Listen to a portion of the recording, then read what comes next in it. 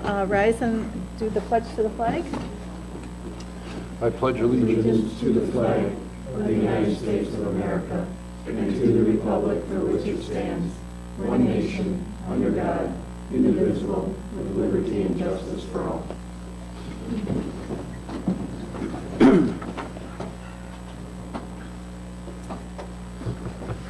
All right, this is the Committee of the Whole School Board meeting. So what that means is that if the audience has any questions as we're going through the reports, they can ask questions at any time during the agenda items. And then there is a place at the end for other comments or for future consideration from the audience as well. So we just ask that you do limit your comments to 5 minutes each. Okay, so we're going to do reports first. 3A, Title I, Focus School. Must be Jackie. Mrs. Winter. The high school has been identified as the focus school this year, and if you remember, Tony did a presentation on the state's new accountability system that they have in place, and part of that is really looking at groups and making sure that we're addressing everyone equally. So we have a gap in our performance between students with disabilities and students without in the area of math. So in order to address that, we look at the statistics that are there. We've already attended 2 conferences to look at what a focus school identification means, and then also we went to one recently on math specifically and how to improve our instruction. We have our department chair, Nancy Sarno, is working as a coach, so she's going into math classes specifically at the freshman level heavily and looking at the instruction there. She's done some really great things where they've designed lessons and taught them in 2 different ways and had the same teacher teach them. So she's gone in and subbed so that they can teach her class. We are having a posting right now for an interventionist at the high school level specifically for math. We have a math license, so we'll be interviewing on Wednesday for that. And that person will be responsible for working with students who are struggling in the math area, but also looking at team teaching some algebra classes at the freshman level. We already have 3 classes that are team taught, so we're looking at how to team teach in every section for the 9th grade level. Any questions about? So the disparity was that really picked up of the students coming in as freshmen, or is it throughout? No, it's from the 10th grade WPC testing. So that group of students will never be tested again. But really, if you're looking at the 10th grade WPC occurring in the fall, really the impact that we have on that testing is at the 9th grade level. So that's where we're looking there. And it's really where we focus most of our team teaching efforts at the freshman level as kids are coming in and adjusting to high school. And that's where we're looking. Any other questions? Any questions from the audience? All right, thanks, Becky.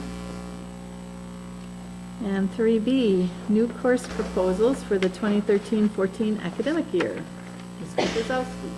This will be a combination of both. Get it started.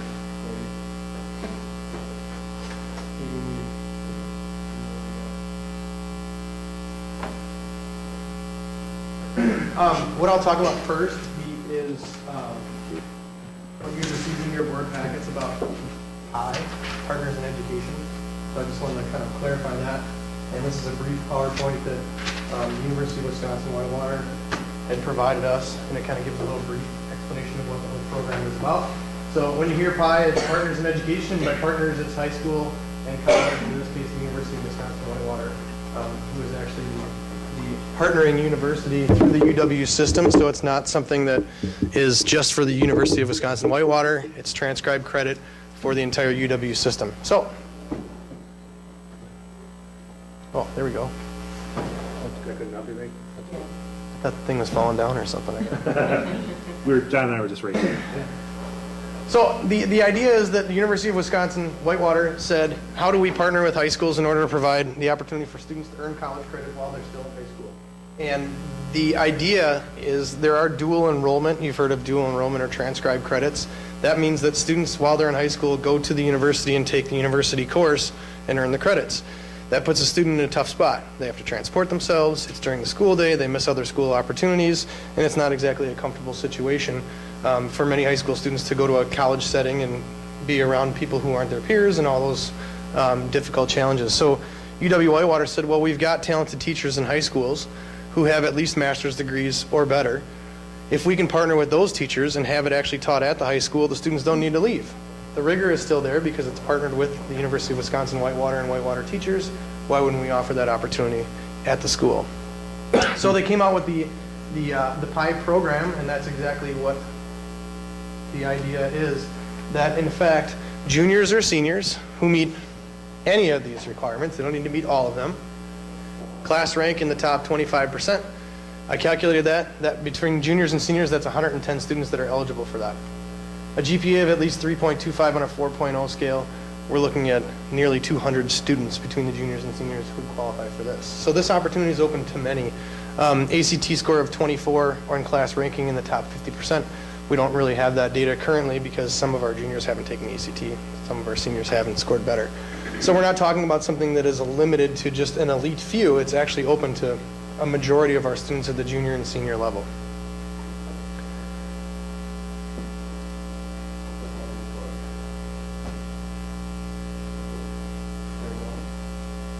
So who teaches these classes? As I said before, it's the high school teachers we currently have. We're not bringing college professors in to take the place of our teachers. We're using our teachers who are currently here.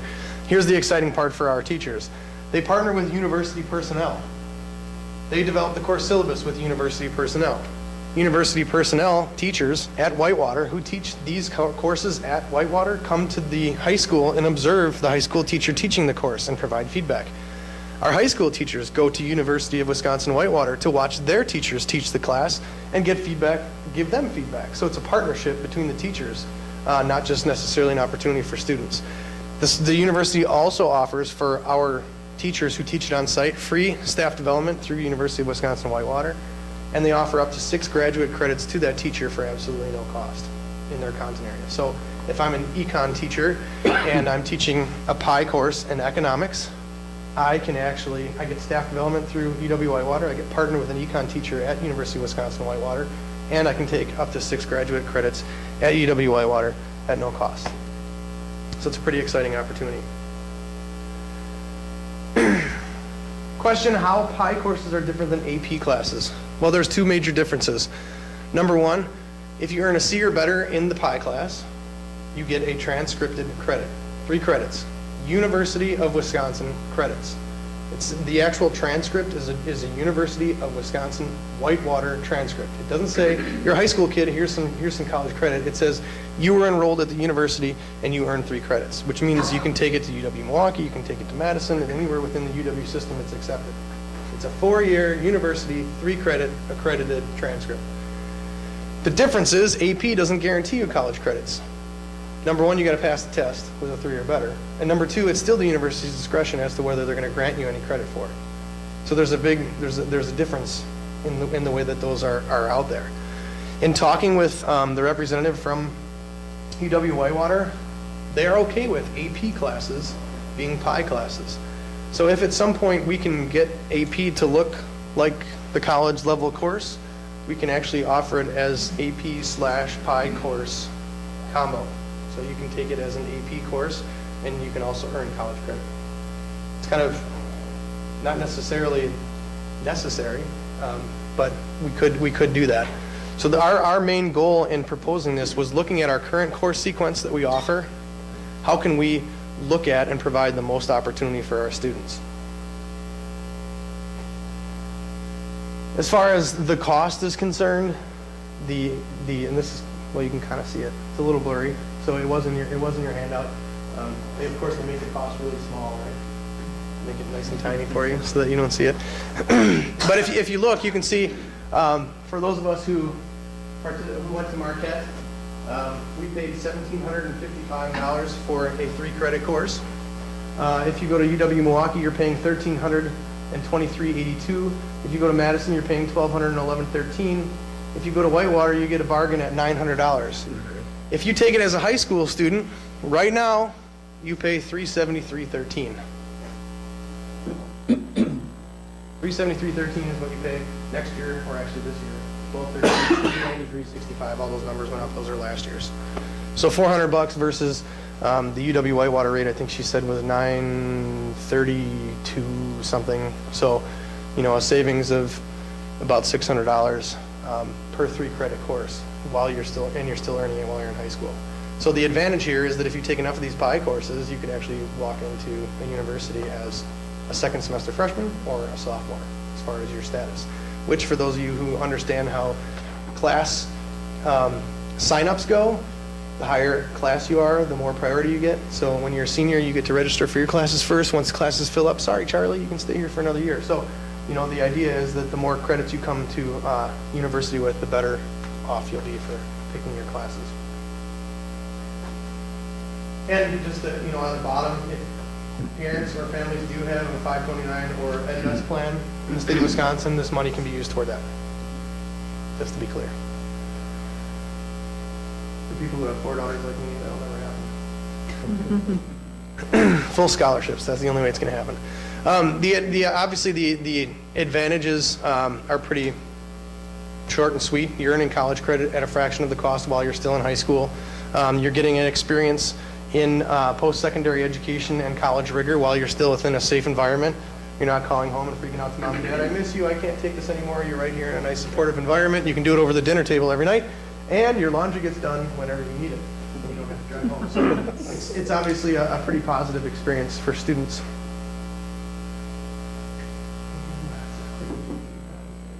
Oh, 2 bars.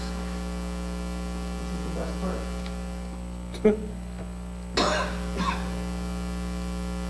So when we were, Mrs. Winter and I sat down and talked about what are the possibilities and what can be offered in a fairly seamless way in our current situation. So we need to find teachers, A, who have a master's degree, and it needs to be a master's degree in their content. If it's not a master's degree in their content, the teacher has to agree to take 6 credits at no cost, but take 6 graduate credits in their content area to be certified as a PI teacher. So we needed to go out and find folks who were available, and we also wanted to look at our current course sequence and what could we offer in this particular sequence of events without necessarily making it more difficult for students. So for example, senior electives in English, they're wide open. You take your 2 senior electives, you can take 1 credit, half a semester each. So we said, well, it would make a lot of sense. English 101, which is your freshman basic English class. Remediation at the college level is a $1.2 billion per year industry. The university system in the United States makes $1.2 billion a year on remediation, meaning you can't take English 101 until you take our remedial course because your ACT score was here or because your writing sample didn't test here. What we can do is offer students the opportunity to take a college level English class right here at school with the support of their high school teacher to assure that we don't contribute to that $1.2 billion and hopefully bring that down. We already offer an advanced communications class, which is similar to a college level introduction to communication class, Communications 110. So now you can earn credits for taking advanced communication. Computer science, introduction to programming or applications. We don't know if we would offer both or one or the other, but we figure the more we offer, the more students sign up. We base what classes are going to be taught based upon the kids who request it. We have a teacher on staff who has her master's degree in computer science and was a computer programmer before she became a teacher. So we have somebody on site who's already teaching computer apps classes and intro programming classes. This would be our ability to offer a next level of that.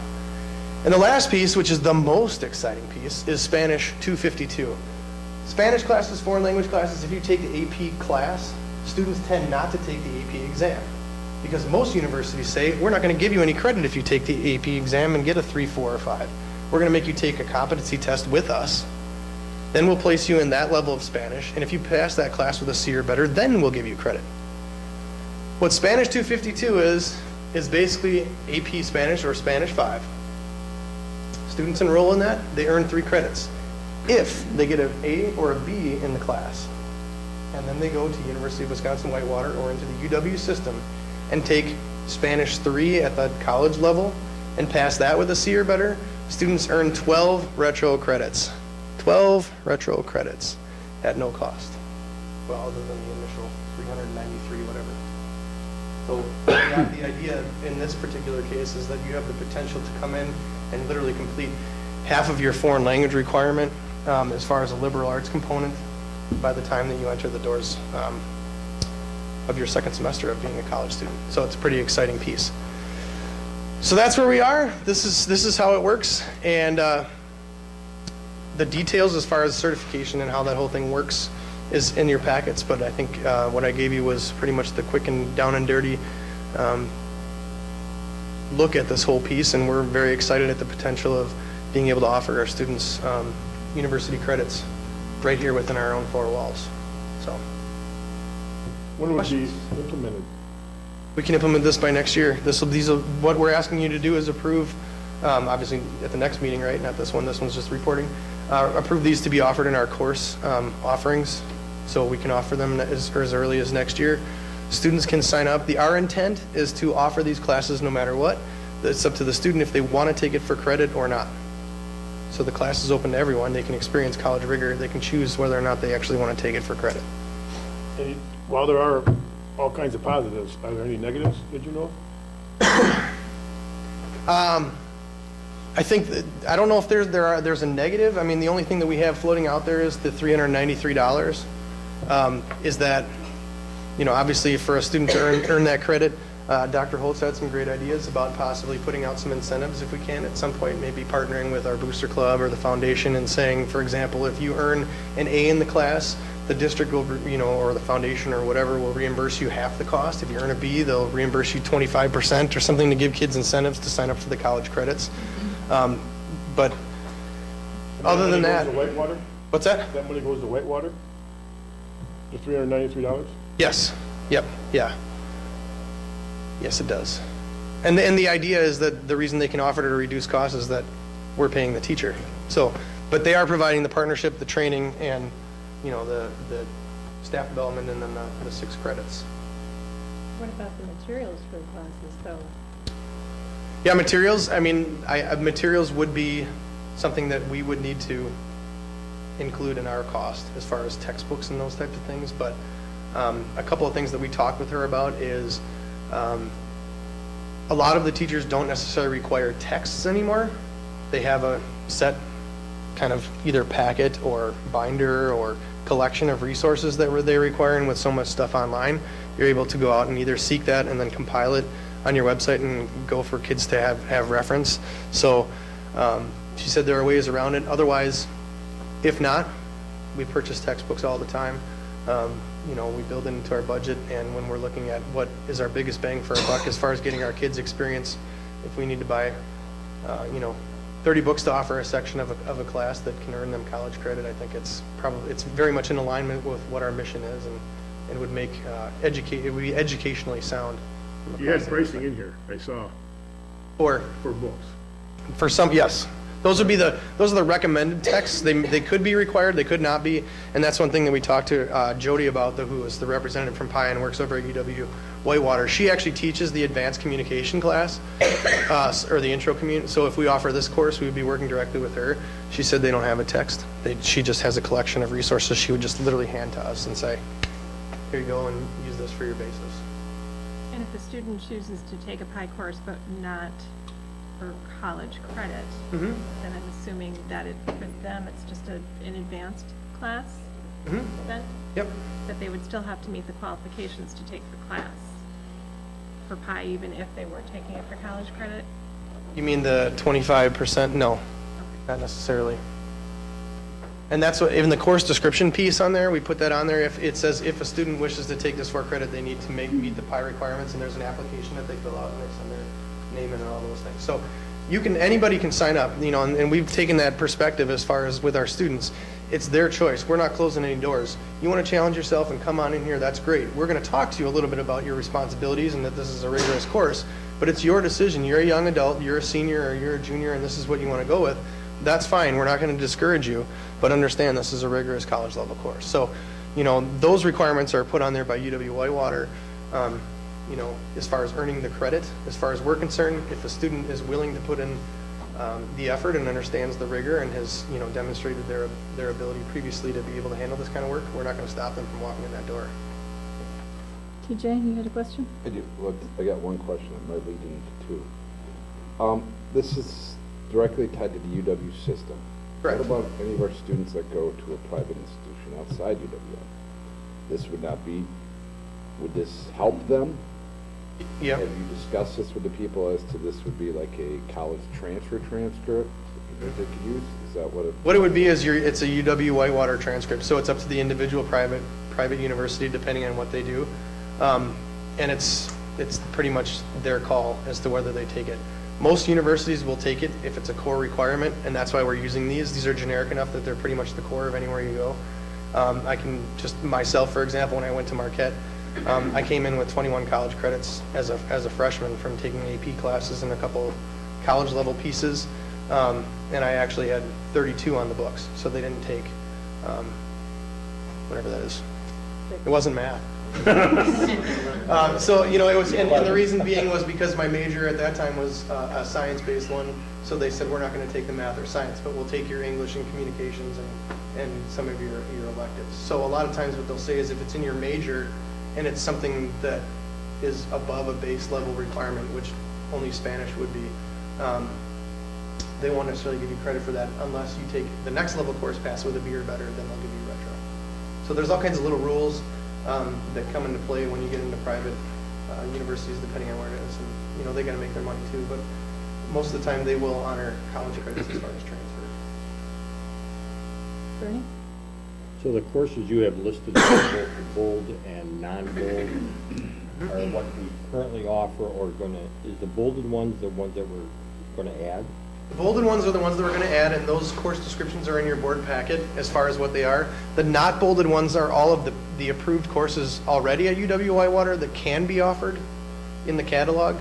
And actually, Jody said if we have any courses at the high school level that we would like to offer for college credit that's not on this list, we just submit for approval. They hook us up with a professor. The professor meets with the teacher and says, yeah, we can do that.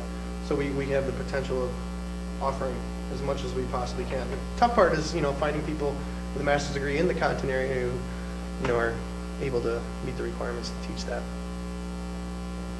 Eileen? So my question was, okay, would we still offer AP English and English 101, and then AP Spanish and Spanish 252, or would those kind of just become the AP courses? No, we would offer both, and it's up to students to take what they will.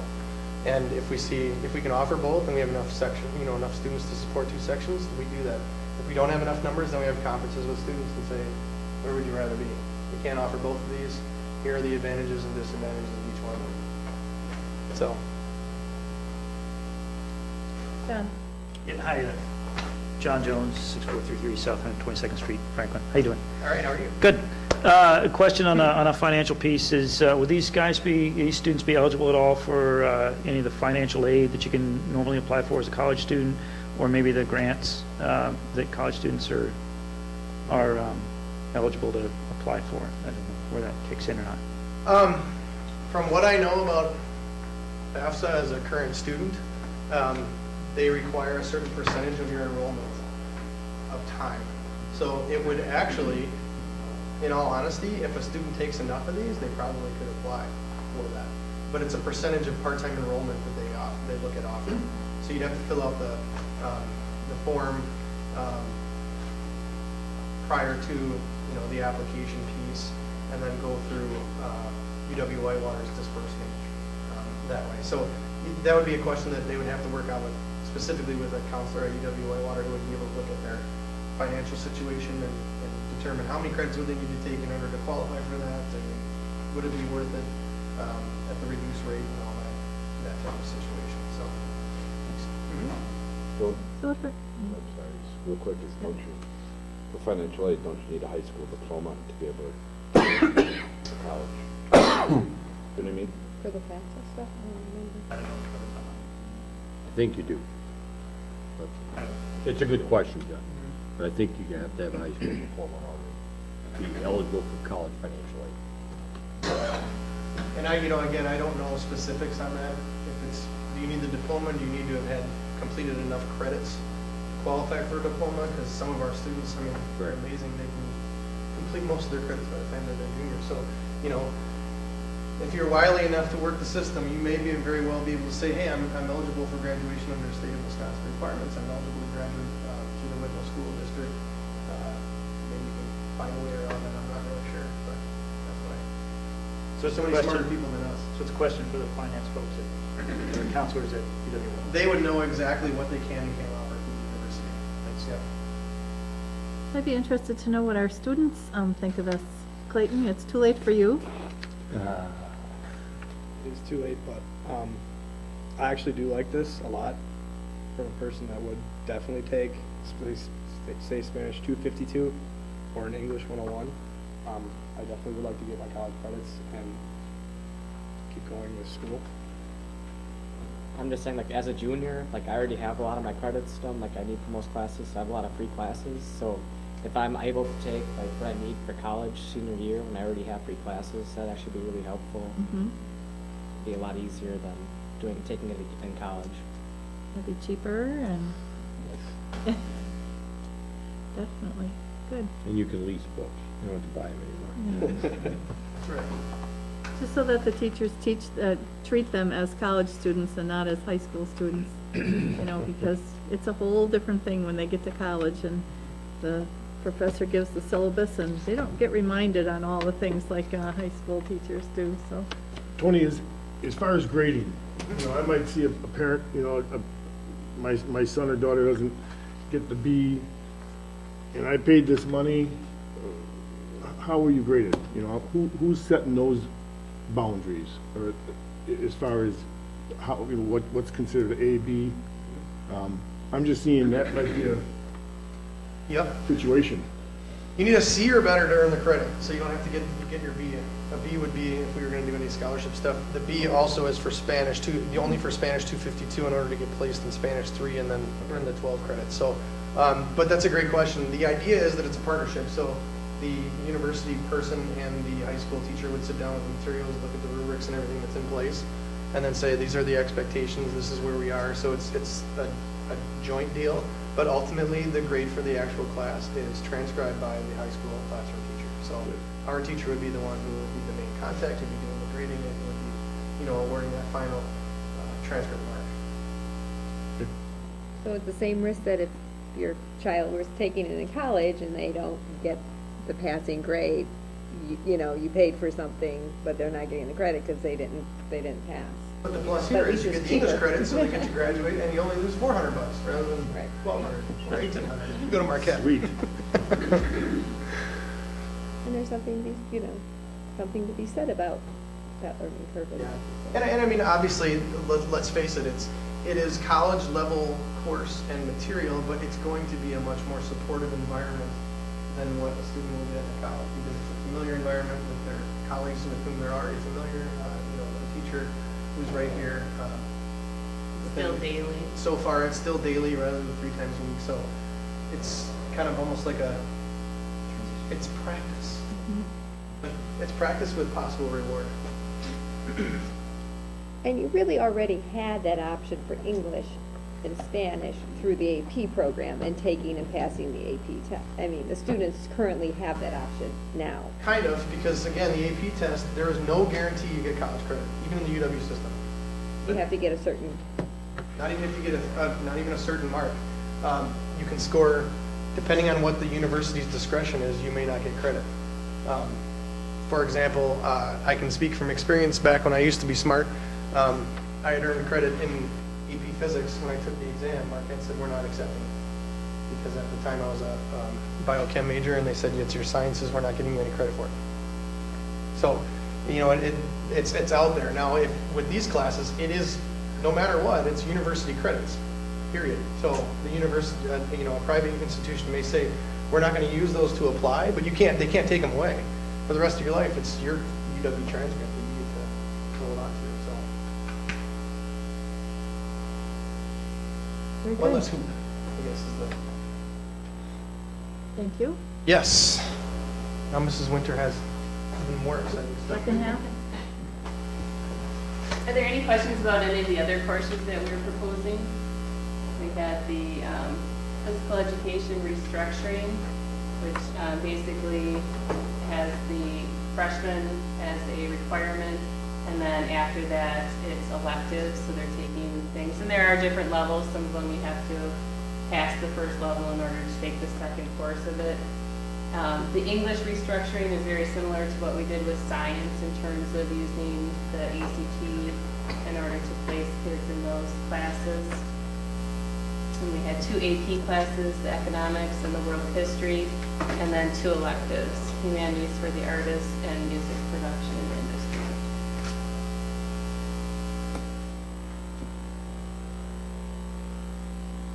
Any questions? I have one, Jackie, for the Phi-Ed. I'm happy to see that they're also talking about lifelong fitness in there. But if you have some of our students who are taking outside sports, if they're taking gymnastics or if they're taking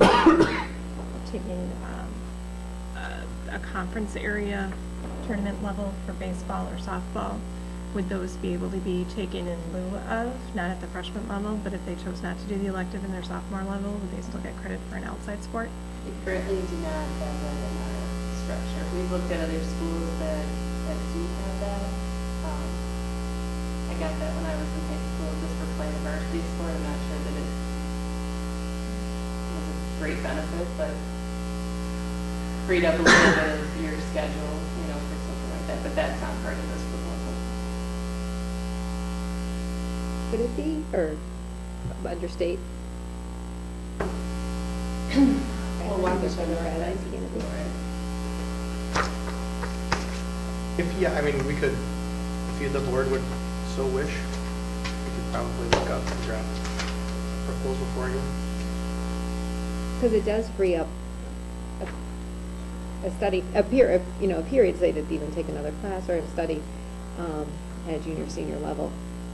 We looked at, this summer we tried offering the physical education over the summer to kind of offer that same benefits, and it did not run. But I think overall, a lot of kids take beyond the 1.5 credits that are required. A lot of the classes, especially some of the electives, are very popular, and the kids enjoy them. You guys are probably both enrolled in more than what you need. I will attest to that, yes.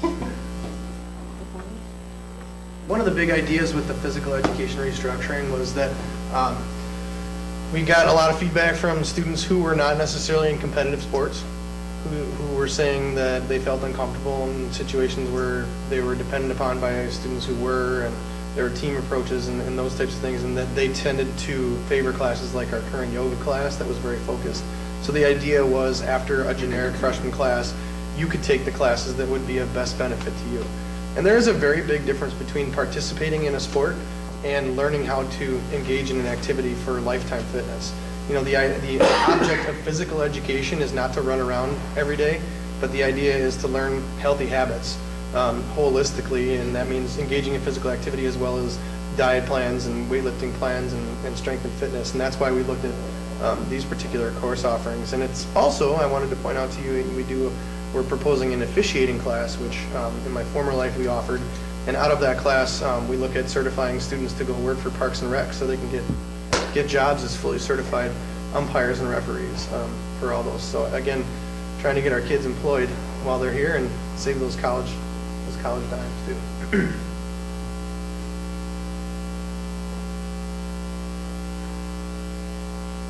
Other questions?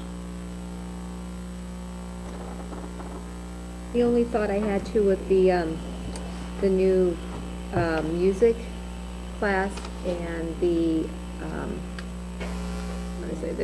what was it? Humanities for the arts is, be of course based on, enough students who, to sign up to participate. Yeah, But there is a everything is driven procedure, by like their you said, in request. place anyway, that if the classes weren't full, then we would not be able to offer it. And sometimes you see a shift, you know, this year we have a large number of kids who are taking AP psychology, so, you know, that's a big shift. And so you have, sometimes you have bubbles, sometimes we're able to combine classes that have, you know, like content. Classes don't run. Sometimes they're offered every other year because of that.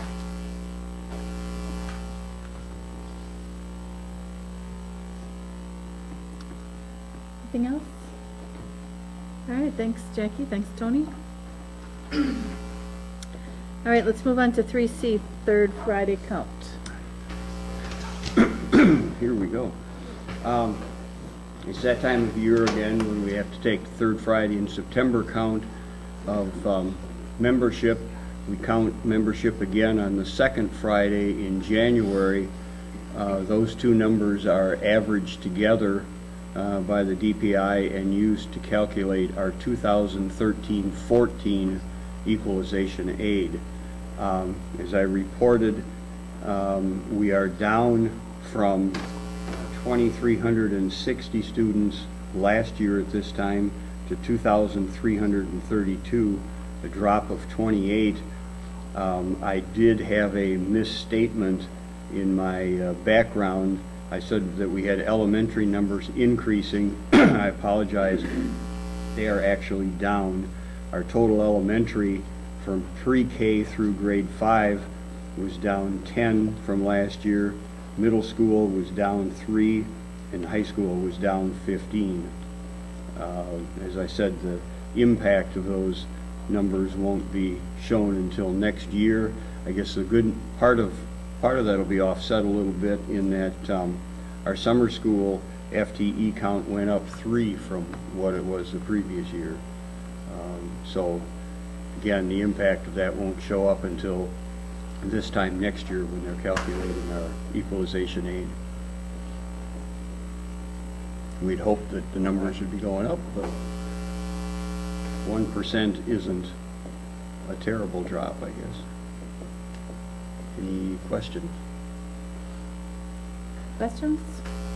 How does that compare to, have you had a chance to look and see what other school districts are doing? No, I have not. They would have all been just reporting it in the last couple of days like we were, so I don't even know if it's, I'll check and see, but I've not done that yet. In last year's drop in high school, we've lost kids last year. Do you remember how many we lost? What was in that high school? Oh, I'm sorry, I couldn't hear. Last year's first Friday to this year's first Friday, how many kids did we lose in high school? Oh, 15. 15. And the year before, how many, do you remember that number? No? It's okay. I can get you some history though on it. I just wanted to see if our trend is, what our trend is. Do you know what I mean? I know I can get that information. I'll get that for you. Doug, at the elementary, the 10 that we lost, was there any concentration in any specific grade? Can you tell? Kindergarten, primarily.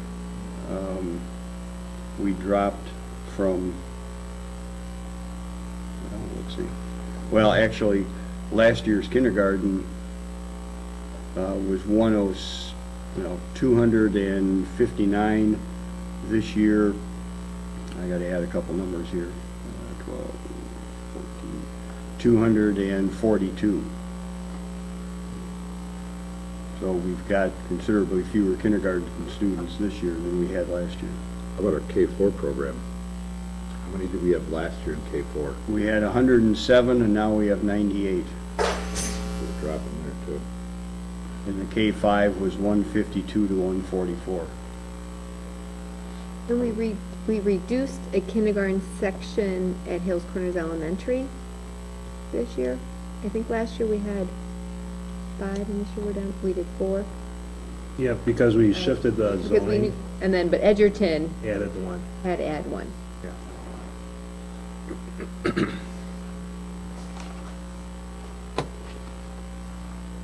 So, Lowell, I'll ask you the question, have you looked at, given this drop, the potential impact on head count or aides? Yeah, actually, we started that process today. But what we, we've been trying to balance it with open enrollment, but the numbers he's given you have to be our own district numbers. And we tried putting off adding open enrollment seats till the last minute possible, and then the pool dwindles a lot because parents have already committed. But and the other part of it is, open enrollment brings in, and Doug has the exact numbers, but say $6,500, whereas our own kids are valued at the $10,000 to $11,000 range. So while it helps, it doesn't totally mitigate the loss. But still, and Doug will share that with you at our next finance committee meeting. We're still looking pretty good. Other questions? All right, thank you. And now we're going to move on to 3D. We have two high school students with us we will have two high school students with us every first school board meeting of the month. And we have one senior and one junior. So could you two introduce yourselves for us and tell us who's the senior, who's the junior, and then you guys can give a report. I'm AJ. I'm currently a junior here. I'm Clayton. I'm a senior. Well, last week was our homecoming week, as you all know.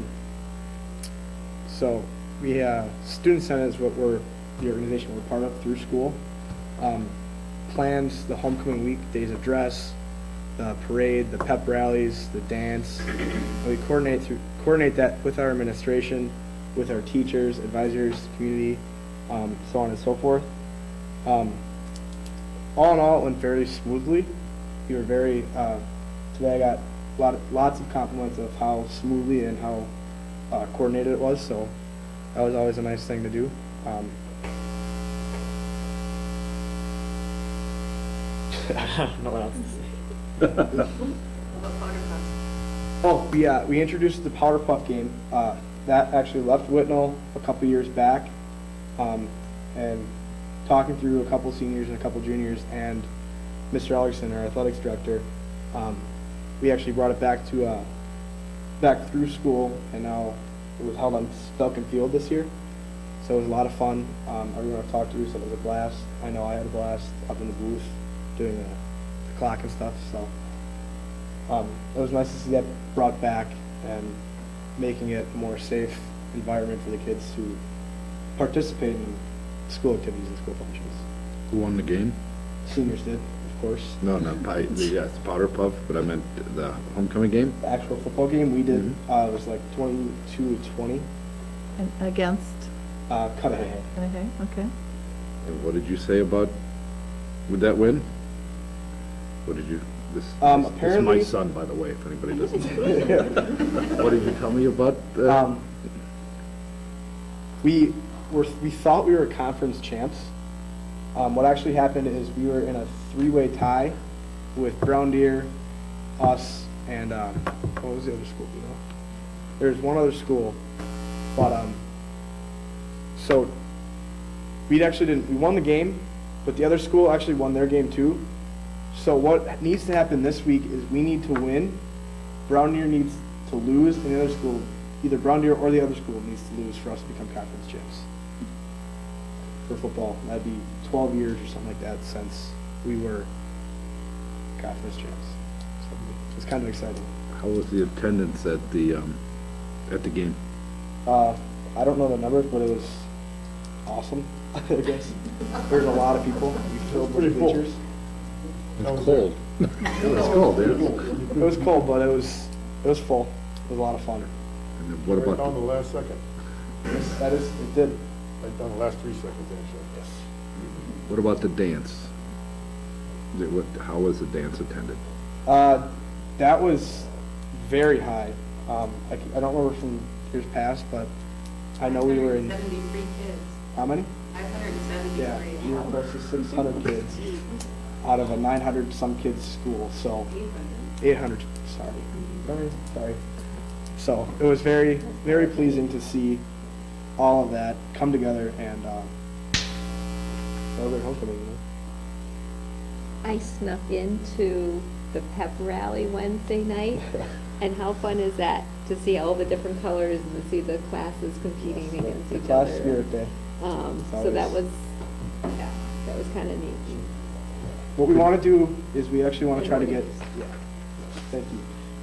What we want to do is we actually want to start getting teachers more involved in that pep rally, because I know in years past, we've had them participate in like the human pyramid that we do, the tug of war games, something like the relays. So if we could try to, me and Mr. Bauman, or my advisor, were talking today. We actually wouldn't mind seeing the tug of war and like the human pyramid moving to the pep rally on Friday, so teachers and administration could participate in that too. For the people that don't understand when you say colors, they don't know what that means. What does that mean? Because I saw you every day. Yes, I'm a very spirited student. Well, Monday this year we had a pattern day. So each grade got assigned a pattern. So seniors were like a tie-dye, juniors were stripes, or Stripes. I know freshmen were polka dots, and sophomores were plaid. On our Tuesdays, on Tuesday this year, we brought something new. It's called a Clue Day. So you guys all are all familiar with the game Clue. So you each got assigned a room. So seniors got the library. So they dressed as like a stereotypical nerd with the duct tape on the glasses. Like sophomores, I know had a lounge, so they all scrubbed out in their pajamas and sweatpants and came to school. The freshmen got the ballroom, so they were all shirt and ties and all fancy looking. And then I don't know what the juniors got. We had the billiards room, which was somehow sportswear. I didn't really get it. More sportswear. And then on a Wednesday, that's our class spirit day. That's where each grade has been set for years. Each grade gets their own color. So freshmen are red, sophomores are blue, juniors are green, and then seniors are orange. And that's kind of the day where you get almost every single person in the school participating. And then we move that to the pep rally, where you all do the same thing. We have banners above each section in the bleachers, and we have a pep rally kind of against the grades, and it's a lot of fun. Friendly competition. So seniors always win. And the staff is involved. Each day the staff had Yes, a and color and a pattern and. right. Each day had yeah. I didn't even know you guys participated. You didn't know the chef hats when they're there for the Clue Day? Or the villains on Thursday? And I never wear purple. They look Except normal. on Wednesday every year. Come on now, you should. I shouldn't. Class spirit day. All administration and teachers do. Even Mr. Bauman dressed up. He's used to wearing purple. That is true. He's got the purple pants. Wearing a purple tie does not count. Who made that rule? Go big or go home. Come on now. So what's next for the high school? We have our Haunted Hallways, which is a very popular event among the elementary schools and the middle school. It's kind of a haunted house put on by the high school. We have that coming up in 2 weeks, and then we have I think we're doing a fall blood drive this year too. We're doing one in the fall and one in the spring, so we're going to start coordinating that fairly soon. Very good. So if you guys have any concerns or questions of anything, any ideas of how we can make Homecoming Week better next year, I can definitely relay that information to our advisors and to the Senate. That'd be great. Well, I'd like to thank you both for coming tonight. And this is really nice because we can get your input on things that are on the agenda, and you can give us input on things, and we can ask you questions on what's really going on in the high school. And so it's really nice to see you. So we hope to see you then every first school board meeting. Yes, you'll see. Are you going to be both of you together? Or are you rotating? Or how I are think you we'll be working? rotating through the Senate. Okay. I know we will be keeping one senior and one junior. Okay. We might add a sophomore in there sometimes, depending if they are up to the challenge. Okay. Sitting in front of the school board, mainly my father. We'll keep them under control. Don't worry. I'll talk to you when we get home. There it is.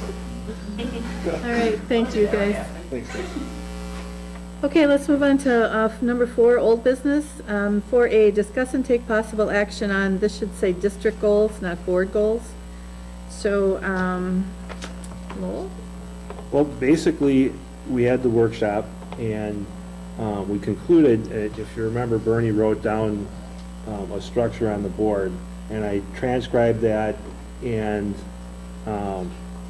took what he had put down, what people had discussed, and put it down in the format you see in front of you in the board packet. Because you want to just list the goals for the public, the goal is the goal. That's redundant.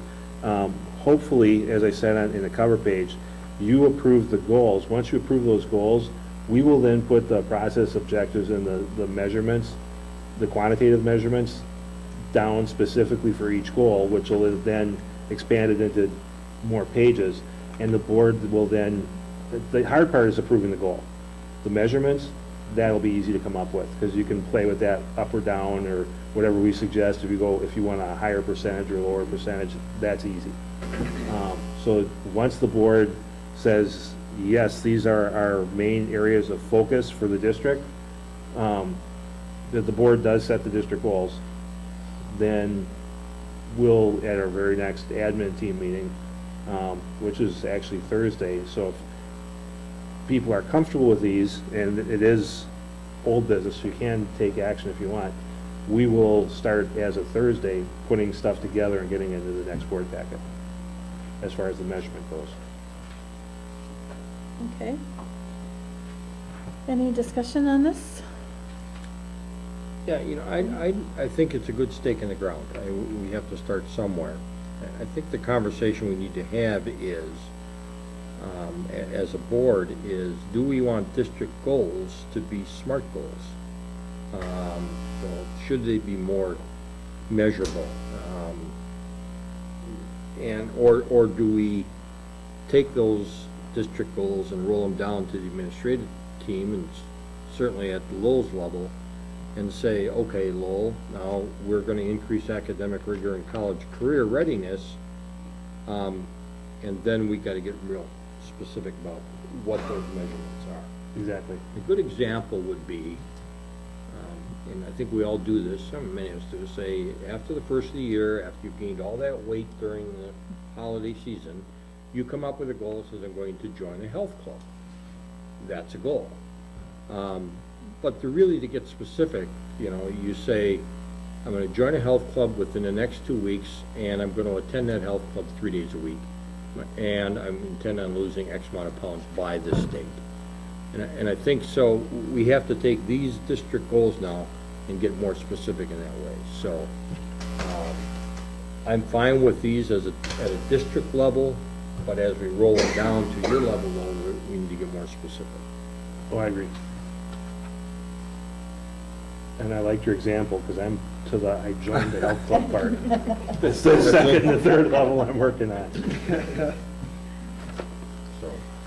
So if we approve these, you're gonna bring us back in the next meeting or one after that?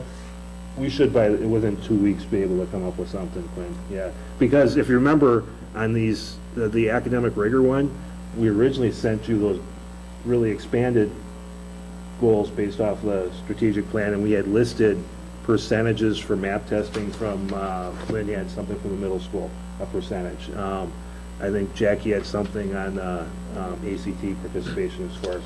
So what we'll do then is bring those back in, but in this format, so that we can put the district goals out in front of people, and people will see if they follow the board meeting.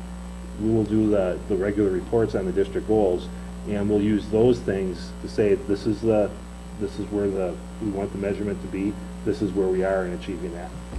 And going off what Bernie said about it's a good start or a good stake in the ground, do you see any of these that need to be changed now? Or are they all encompassing of the whole district? These are all encompassing of the whole district, and I like how you picked 5 basic areas.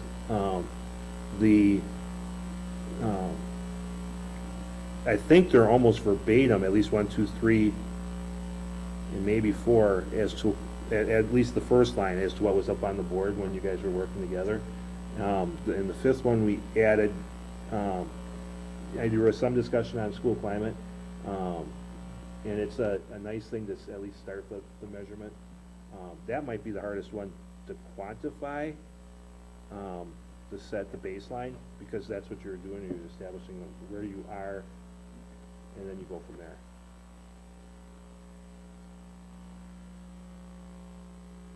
Have you had any discussions with the administrative team in regard to these? Yeah, and we're trying to do a better job of sending the minutes from the admin team meetings, but you'll see, we'll have updates on where we are on the board goals. Every time it's up on the agenda, I guarantee you it's there, because I'll put down the things that I want to present to the board, and people will come up with different ideas from their grade levels, whether it's the elementary principals or the middle school or high school principals saying, let's remember to put this in the presentation as well. And so we get a good comprehensive report to you guys for your decision making.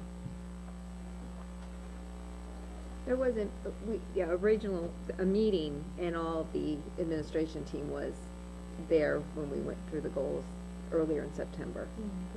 And then this developed, so there was input from the whole administrative team as well as board members. Thank you.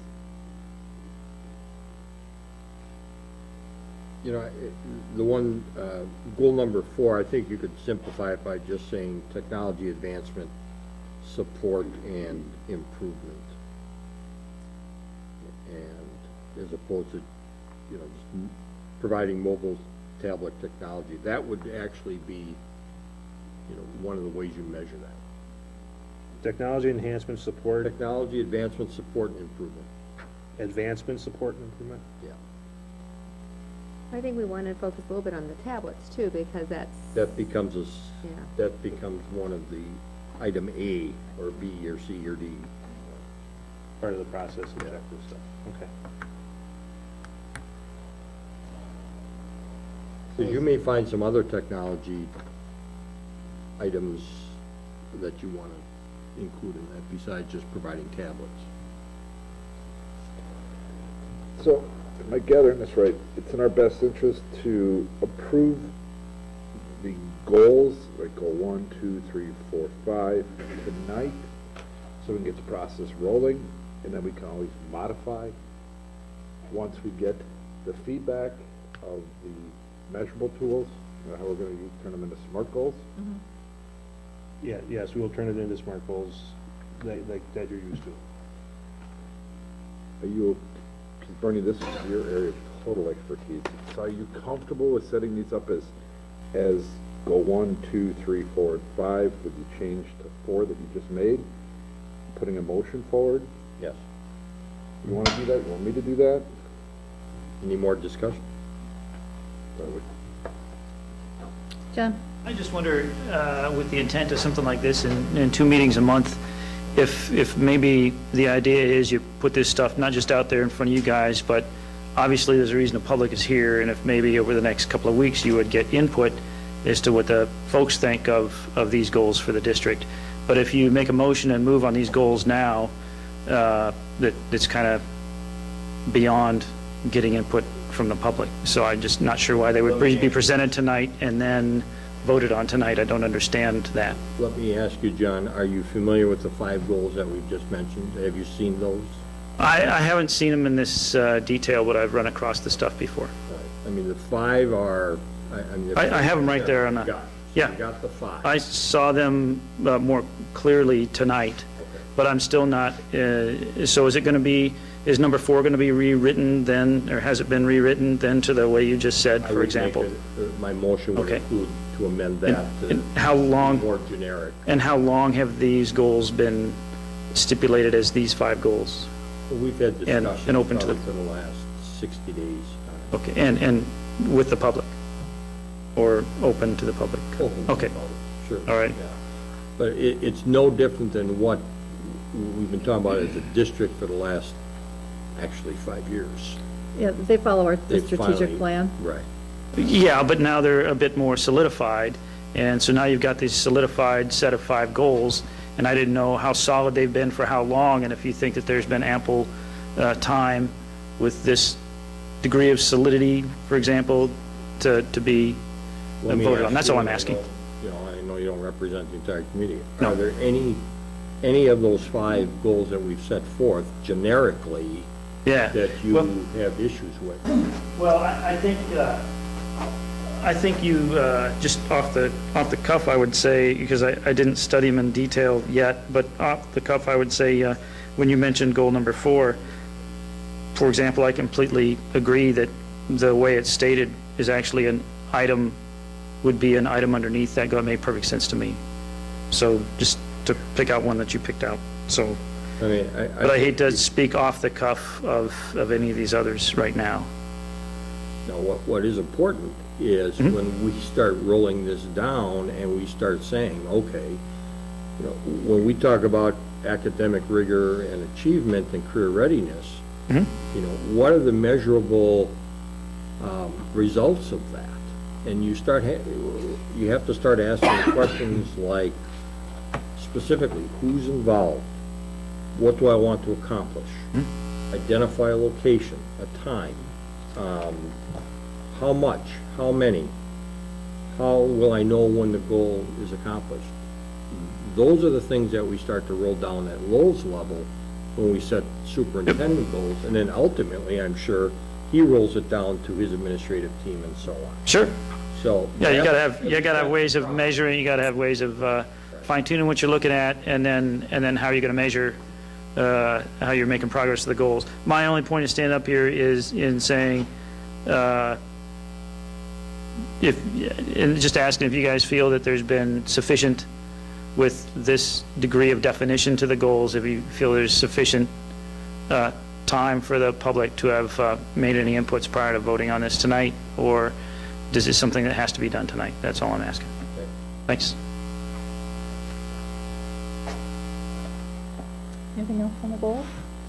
Well, this was posted as part of the packet that was available for general viewing, correct? And I mean, we received our board packet with these goals the same time it was probably posted for the general public. Yeah, the same time as it went to the public, you received it. For tonight, you mean? Yeah. When did that hit the, It Right. was a late one, it was Friday. so, It's not a lot of time. 3 days ago? So 3 days ago over the weekend? Yeah, it was old business though, because originally they were a lot more expanded, and then there was the board workshop, which people are still invited to attend. It was a board admin workshop, and then that's when they really focused in on these 5 general areas. So essentially, these goals as presented were kind of fine-tuned to as you see them now and released to the public Friday night, 3 nights ago, on the other end of this weekend. Right, but public was also invited to attend the workshop session that we had. Do you understand, though, why I'm saying that maybe in this form that presented Friday night and then voted on, and put out to the public Friday night and then voted on Monday night, that maybe that's not as much time for the public to review and give input to their board members? Which I respect what you're saying. As maybe 2 weeks from now? Yeah, I respect what you're saying. I'm just asking, I'm trying to learn the process and see how the timing works, and thank you. So,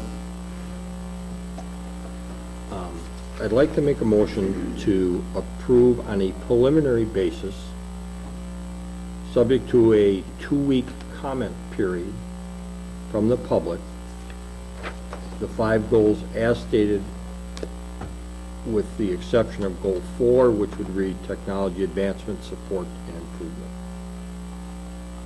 Second. Okay, there's a motion and a second to approve these on a preliminary basis so that you and your administrative team can do the March part of the goals. And people can send comments probably my way, then I can spread it out to the whole board. So then my question for the team, the administrative team, is if we're going to have a 2-week comment period, what communication is going to go out and via what method to seek that input? Is there going to be something posted on the website, or Yeah, Eric, we could do that. Whatever you want to do. Just something that gives the opportunity for the public to comment.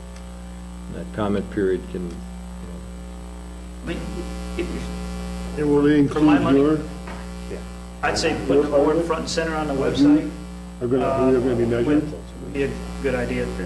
Does that make sense? Sure. No. I appreciate it, Bernie, thanks. I missed what you said, John. I said, for my money, what you said, putting them more front and center on the website, You're good with because that? these are, it's like the mission statement, district goals, it should be a big deal, Okay. Thanks. Can they go on the front page or just a reference to another? Be read in the announcement section. Any other discussion on that? Well, would we be able to post the admin's team's quantitative measurements? we don't have those yet. Right. But when they formulate them? Yeah, we'll do a rough draft this Thursday. I'm assuming we'll be able to meet again next Thursday. And so that's when we'll have some meat to send to you guys, and then, we can send them out after that. I caution you, if we're going to start going to the public on approving and seeking comment on every portion of the measurable goals, we'll never get this done. I think the public should be aware and comment and have the opportunity to comment about, do they agree that we want to achieve academic rigor and college and career readiness and have effective communication and exercise fiscal responsibility and financial control, have a technology plan that advances the district, and then have a climate that allows them to do that. But if we're going to seek their input on every measurable portion of each one of these goals, then we don't need a school board. Because then it becomes a school board of whatever the population is of the entire district. That's not what we were elected to do. So, I'm not in favor of seeking comment on the measurable goals that the board holds the superintendent, and the superintendent holds his administration team to for comment. So I wanted to get that out. That's ineffective. Well, I don't see the difference. Sorry to say that, but I don't really see the difference. If we're putting the goals out, why wouldn't we want the people to know how we're gonna measure those goals? We certainly can put them out. I have no problem with that, but as far as the approval of those, it should rest with this board. Oh, of course. So, But they should know what they are. That's all I'm asking. once approved, I would agree with you. I have no problem. But to put them out for comment, I would disagree. I mean, how you measure the goals, or the fact that, what the goals are that you're looking to approve? I'm saying the measurable portion of the goals, I don't think should, because all of a sudden now somebody says, well, wait a I minute. agree. Why should the ACT scores go up to 26 versus 25? What are we Yeah, gonna do? Survey the entire community?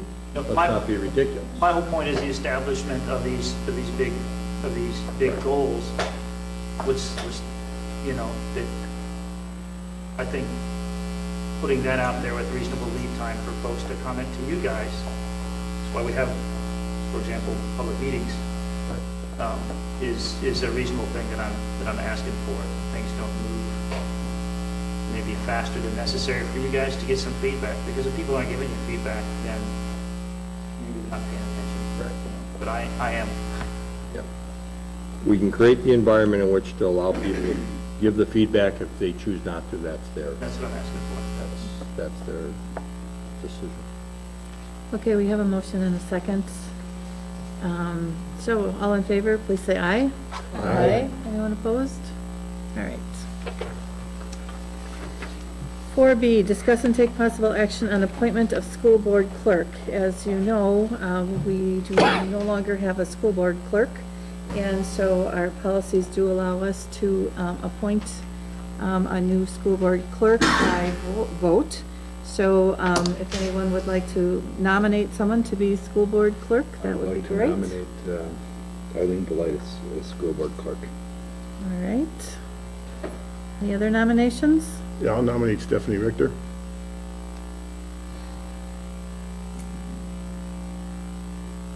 Any other nominations? I feel like Kathy, we need paper. And Nancy, what happens if it's a tie? If it's a tie, we keep voting until it's not a tie. I thought maybe you made the decision. No? No. Do we get input? Not yet. You gotta get elected. Great answer. By signs.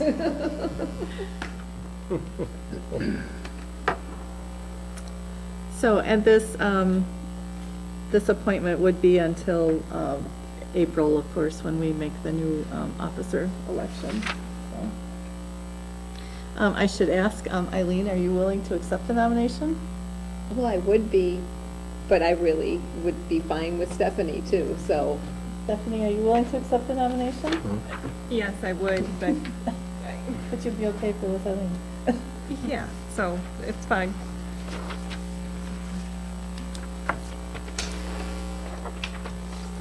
Maybe we should cut these in half in case we have to vote again. No, there's the paper now. Okay.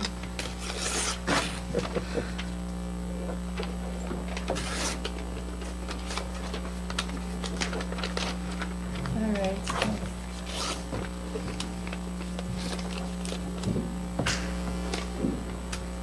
I'm good to You can let one of our students very well. observe with you. just so Make sure you don't. Make sure.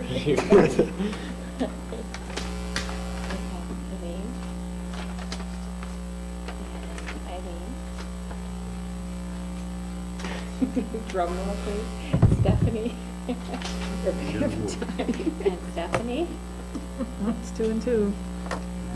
Stephanie. Okay. And Stephanie. All right. So we have 1, 2, 3, 4, Stephanie, and 2 for Eileen. All right. Stephanie, you. Congratulations, Stephanie. Congratulations, Stephanie. We think, right, you think? Thank you for that. So there's a folder here that you have to sign. Nothing like baptism by fire. Exactly. All right. 4C, Whitnall Middle School Tech Ed update. That must be Lynn. Lynn Davies. Yes. Dr. Holtz asked me to come and give you a little update on our technology staffing. As you know, we had a difficult time finding qualified applicants. We've been subbing the position since the beginning of the school year. Tom Vandenboom, he's a regular sub in our district, has been doing a really good job. He's worked with Seth to develop lesson plans to continue the curriculum. However, Tom has recently begun drawing from Social Security this year, and apparently there's a rule that you can only make so much in a month in order to maintain your benefits. So he's limited to the number of hours. So we did look for, in our search for qualified candidates, we did find a candidate. She's a recent transplant here from New York, and she was a math teacher in New York at the middle school level. However, she's had an extensive amount of coursework in math, science, and technology. She was an engineering student and got through the majority of that and decided it really wasn't where she wanted to go and that she really did want to be a teacher. So she's already met with Seth a number of times. She's begun studying the curriculum. She's got all of her paperwork in line with the DPI, and I'm hoping to have her start next week. So I think she'll be a good fit. So we'll keep looking. Not sure where that'll take us when, you know, the one university in the state is only graduating 7 candidates. So it's a tight field. We'll see. How far is this going to put the kids back? They won't be behind. What they've been working on, it has just been something that Seth would have done a little bit later in the year. You know, it's something that Tom would have been able, you know, could manage a little bit more with his abilities. So they're really not going to be behind. They'll be okay. Any questions for Lynn? So we should know in a week? I just need to firm it up with her. She's got to get some childcare in, you know, confirm that they're all ready to roll with that. But I hope within a week, 2 weeks at the most, that we'll be able to have her in. And she's she's raring to go. She's excited, and she's been studying and doing the project at home, building a roller coaster at home herself, so I'm pretty confident she's going to be able to step in and do a great job. Okay? The kids must have fun at that roller coaster. Well, her daughter is 18 months, so I bet she is having fun tearing it apart. Thanks, Lynn. All right, number 5, comments from the audience regarding items for future consideration. Anything? Yes? Good evening. My name is Margie Brown. My daughter is a student here at Whitnall High School. And first, I wasn't going to make this comment, but I am now. Listening to the PI course stuff, it sounds like a really wonderful thing. But I wanted to personally thank the school board for approving my daughter's youth options class that she's taking. She absolutely loves it, and she loves going to the college, so thank you very much. She's taking a music class at Alverno. So, yeah, she loves it. And the only problem is then she doesn't want to come back to high school. So, anyhow, my question is all related to the drama department. And I guess what I'm wondering is there a facility manager for that part of the school in the future? I know there is nothing right now. And the reason I ask this is because I know that the theater is rented out on the weekends, and I know that there's a church group that comes in regularly on Sundays, and I'm sure that there's some sort of contract with these folks to pay for their time in the theater, and I'm wondering, where does the money go? Is there a general fund? Is there a purpose for that money? And is there any safeguard in place, and this is what comes back to the facility manager, is there any safeguard in place for damage to the theater if someone from one of these groups, and I'm sure not intentionally, but does some damage to the theater? Because I know a couple weeks ago I found out that one of the, over the weekend, one of the curtains was ripped. It has a tear in it about this big, and I don't think it's repairable.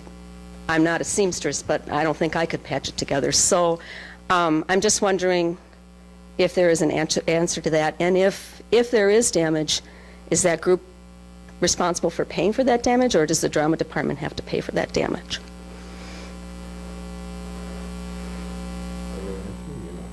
No, go ahead. It's for future consideration. Yeah, Right. Yeah, we do not have a full-time facilities manager just for that facility. That wouldn't be cost-effective. We do when we lease out the facilities. It depends, and there's a policy, if you can look on the website, the policy is, depends on the group that uses it, because if it's a community group, that a tax-paying entity, they have a priority over. If it's a church group, they have to lease it, whatever the going rate is, that's also disclosed. And they either have to buy insurance, or they have to sign a waiver that says they are responsible for damage. Okay. And we do take a damage deposit, so. Okay. So we can check on this specific incident for you if you'd like, and get back to you with that. But it depends on the group. If it's a church group, they're, I think, are considered tier 3, which means they're a full pay customer. So. Okay. All right. Thank you. Okay. And the funds go into the general account? They go into- Yes, they do. They go into Fund 10. Yep. Anything else? From the audience. Comments from the school board regarding agenda items for future consideration, number 6. I had brought up 2 meetings ago, the traffic between the middle school and the high school from 7:40 to 8 o'clock. And either Dr. Holtz or Matt Carson were going to study it or come up with a plan for it. I'd like to know where that is. I think we're still studying it, but let's put that on the agenda for next time. Sure. There were some emails that went back and forth. I Right.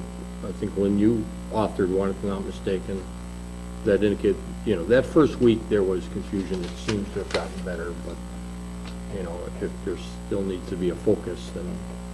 I haven't heard any complaints I was just at driving the, in at that time, so. right, I was just at the Edgerton Elementary School PTO meeting, and several parents still feel it's an issue.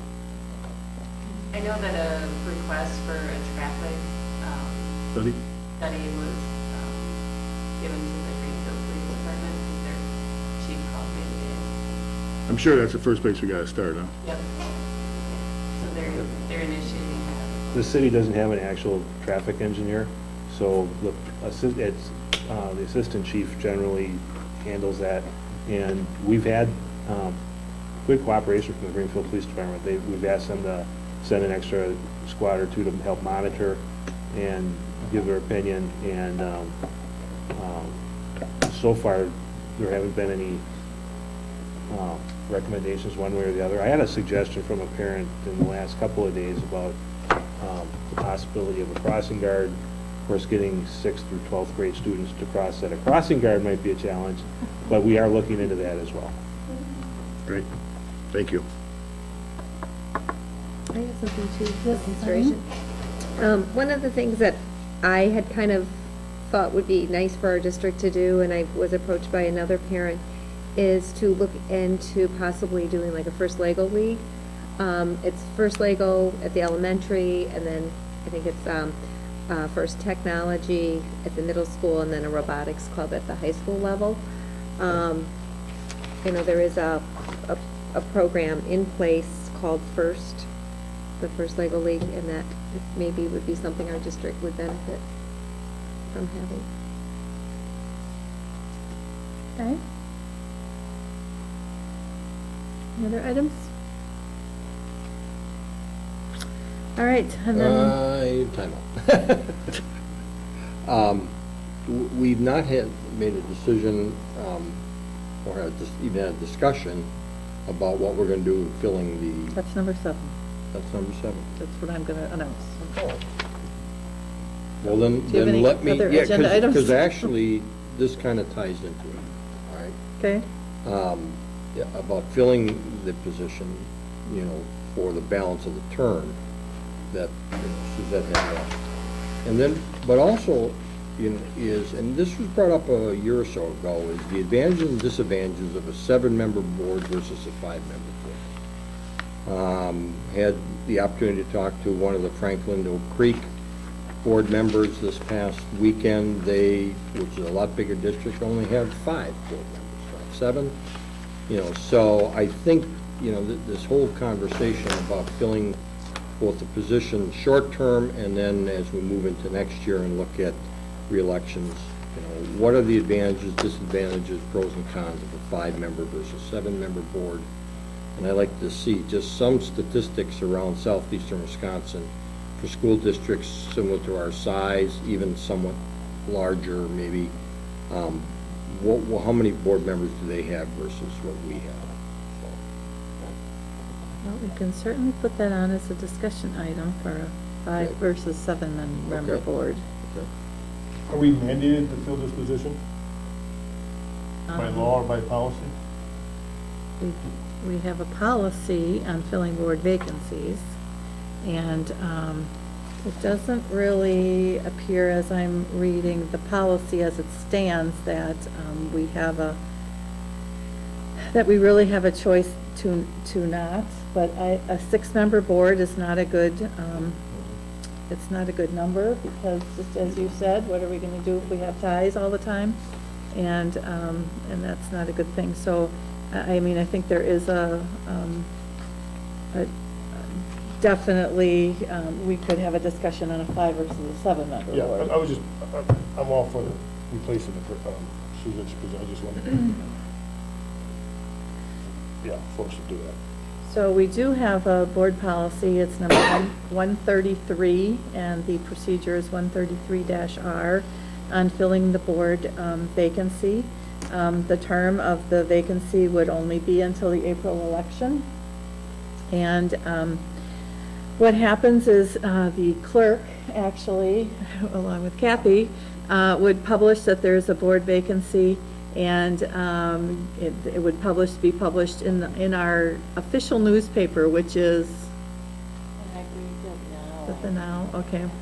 And it has to say what the length of time is that the appointment is, how people have to apply, the expiration date for filling out an application, things like that. And then it has on here that people are asked to comment on, there's several things listed here on what they would need to comment to apply for this. And then, once we get the applications, then they're reviewed first by the Personnel Committee, and then the applicants come to a board meeting, and we interview them in a public board meeting, and then the board votes on who we would like to appoint to the board on an interim basis. And again, if we have a tie, we keep voting until we don't have a tie anymore. So we vote right then and there, We vote right then and there, in open session. in open session. We can go into closed session if there's something in particular that someone knows of one of the candidates that we can't discuss in open session, but this has only happened one other time since I've been on the board. TJ, you've been on the longest? It's only one other time. Okay, so we haven't had anything that we had to discuss in closed session, but, so that's kind of the process. So I was going to move forward with that and work with Stephanie and Kathy on getting this done so that we could get a position filled on an interim basis.